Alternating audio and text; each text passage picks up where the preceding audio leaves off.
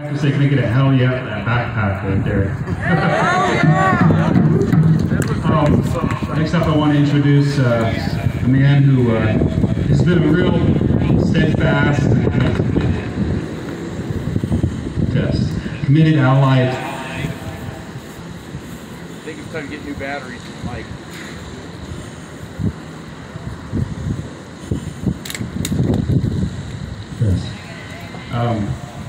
Next man I want to introduce is somebody who's been a steadfast and committed ally to the native people of Nebraska. Somebody who actually takes part in some of our traditions, including the Sundance. Salvador Chato Hernandez also, of course, practices his own culture as well, and the Mexica culture. And you know, I gotta say, Chato, it was just incredibly powerful to see you walking down the sidewalk today and sharing the gift of your drum with us. It almost brought me to tears, so thank you so much for that.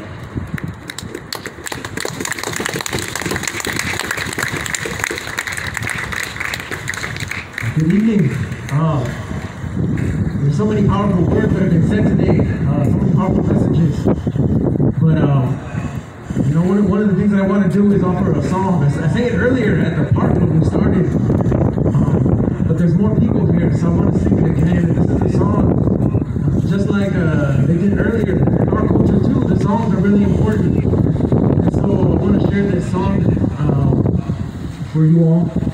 And I'm thinking about all the children that we're walking for, the children that we're marching for, and not just the children in cages, but all the children here. Black children, brown children, native children, all the children. So, Chekiye waisochi, Chekiye waipano yolo, Ambani michla sotla, Ambani michla sotla, Ingolo chino yolo, Chekiye waisochi, Chekiye waipano yolo, Pampani michla sotla, Pampani michla sotla, Ingolo chino yolo. Cuida esta flor, cuídala en tu corazón, porque te quiero del fondo de mi corazón. Cuida esta flor, cuídala en tu corazón, porque te quiero del fondo de mi corazón. So I sing this song because in our culture they're very, what's the word, they use a lot of metaphors. And so in this song it's saying that I want you to have this flower, and I want you to keep it in your heart. And I want you to know that I love you from the deepest place in my heart. And that's how connected we were in our culture, and to this day we still are. But I sing that for all those children. For all the children that are crying for their parents, for their moms that have been taken away, for the children that's inside of us. They showed the video of George Floyd, and he cried out for his mom because that was that child inside of him. And we all have that child inside of us, so I sing that song for all of us as well. So we come together, and it's a beautiful thing. Everybody's here together. And maybe we don't have the whole place full of people, but it starts with this, right? This little ripple effect. That's what it takes. And everybody that talked earlier, man, I was really inspired. I'm like, man, I was gonna say that, and they said it, so what am I gonna say now? But I'll repeat it because that's how powerful it is. That when we come together, that's how we can make change. And even though we have differences, and there's different cultures and different lifestyles, and grew up in different places and different views of life, but when it's together as one, they said it earlier, one heartbeat, one mind, one voice, man, that's a scary thing for those people that are trying to hold us down. And so I want to thank all the allies that came out as well. I want to recognize everyone that's here. What a powerful and beautiful thing to be united, right? In Spanish they say comunidad. There's that word of unity. I think Bear said it earlier in his speech, community, and that unity sticks out. In Spanish it's the same thing, comunidad, unidad, unity, together. And so I just want to go ahead and just keep it brief and share those words, right? I really wanted to share that song because it's really important. I want those kids to hear, even though we're far away here in Nebraska, but I want them to hear it, to feel it. You know, we're sharing on social media, and this is happening all across the United States. People are coming together.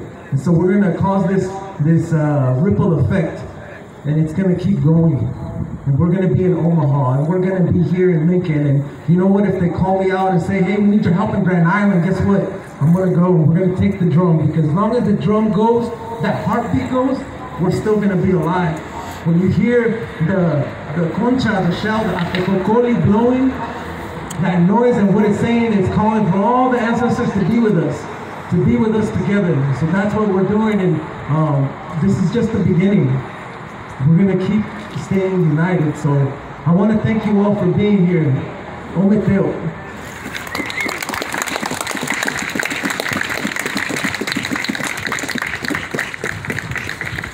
Thank you so much for that, Chaco, and thank you for sharing some of your culture with us today. It's truly inspiring.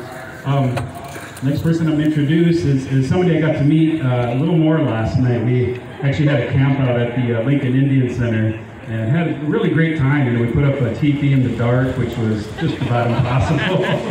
You know, we're not very good Indians, but we're trying. And we got to do a little fire as well, and I gotta say we spent about 12 hours in front of that fire.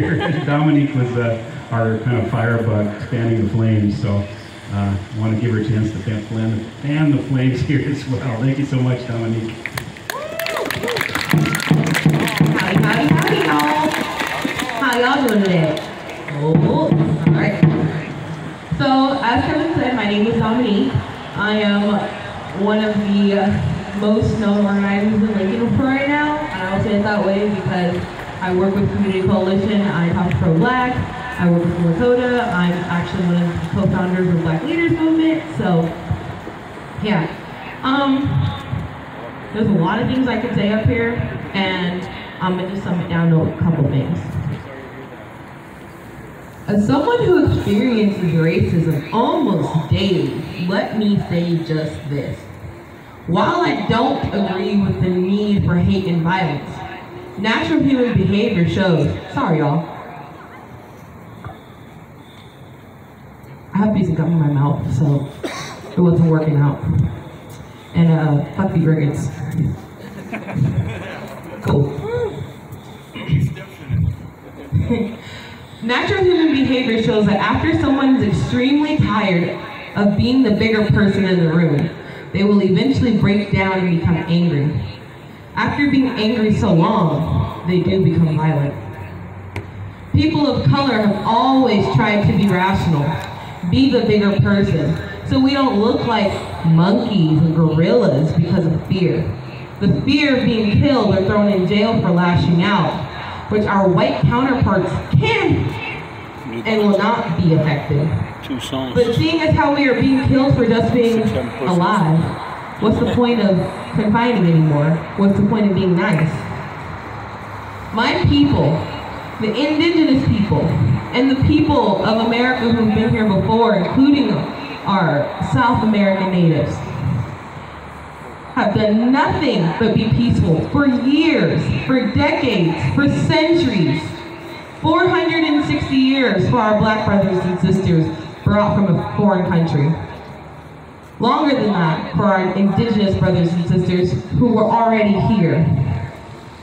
Even in the past, when our people marched so peacefully, they were hosed down, tear gassed, beaten, killed, bitten by dogs. I can go on. Some of your parents and grandparents lived through that time, even your great-grandparents. Modern day protests and activism has been exactly the same. Peaceful, no weapons, yet weapons are raised against us. time after time after time. If you think there's a problem with Minneapolis, if you think there's a problem with Kenosha, if you think there's a problem when people start to break down that system, let's look at America. Yesterday was 9/11. Many people died and lost their lives at the Twin Towers. So, America, a country that's so brave and so free, decided to bomb and kill hundreds of thousands in the Middle East for simply just being Islamic and Muslim. But let's look at people who have done even worse in our own country. School shooters, church massacres, Vegas shootings, Orlando shootings, all of them, all dangerous people. And they are brought to justice without dying on the spot. And they all have the same thing in common, the color of their skin. They're white. Black men and women peacefully living their lives, and then someone just kills them so violently without any reason or grounds. How do we justify the actions of the police officers?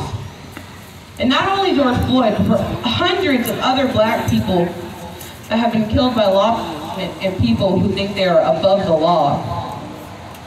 Peaceful protest only works if your skin is white. This is just history repeating. So yeah, instead of making the same mistakes as our forefathers and getting nowhere in our future generations for them to feel free, let's show America our pain and our oppression, our culture, our livelihoods, our existence, constantly suffering from the looting by Americans who don't understand. Americans who kill innocent people in their homes, in their cars, killing innocent children playing in the streets, killing innocent fathers who are trying to go to work and come home, killed by someone only for the person who had murdered them to not face their actions. I wrote that 3 months ago. 3 months ago. And we are still in the same position today. James Scurlock's murderer is still on the loose. Our Native brothers and sisters still to this day, have their women and children taken from their homes. We put in a colonial system that still oppresses people as if it's 19 whatever, as if it's 18 whatever, 17 whatever. Why is it taking so long? Because this system that we keep fighting against, keep putting into our minds that we need to follow this system, and that's not the case. We are here today because we are unified. We are awoken. We understand what's going on. We are not blind to the cause. We are not blind to the system. We know exactly what we are fighting for. We are fighting for our lives. And not just our lives now, but our future lives. Our children's lives in the future. Our future great-grandkids. Even our parents and our grandparents who live now, who have to live through a pandemic in which idiots that live in this state don't wear a freaking mask for 2 minutes. You don't even know that. It's troubling to see that we have to live through a global pandemic and still have to stand up and fight for our lives. It is tiring, and we are tired. And not even are we tired now, we are generationally tired because we've been doing this for hundreds of years. We are tired. Enough is enough. Like Majid said earlier, it's going to take more than just me standing up here to say something. It's going to take more than all the speakers who decided to share today. It's going to take each and every one of us and each and every one of you, because without you and I, there is no community and there's no unity. We need to start showing up, start showing out, and start speaking up. Because the only way that we're ever going to get the change that we want is if we use our vocal cords and we speak up and we sing and we play our drums and we talk about why we are in this position, why we fight every day, why I don't get any sleep at 2 o'clock and 4 o'clock in the morning, why I don't get to eat either. And I know this is the same for a lot of other organizers and people in general who show up to protest every single day. We are tired. And last but not least, I do want to share this with you guys. but fear.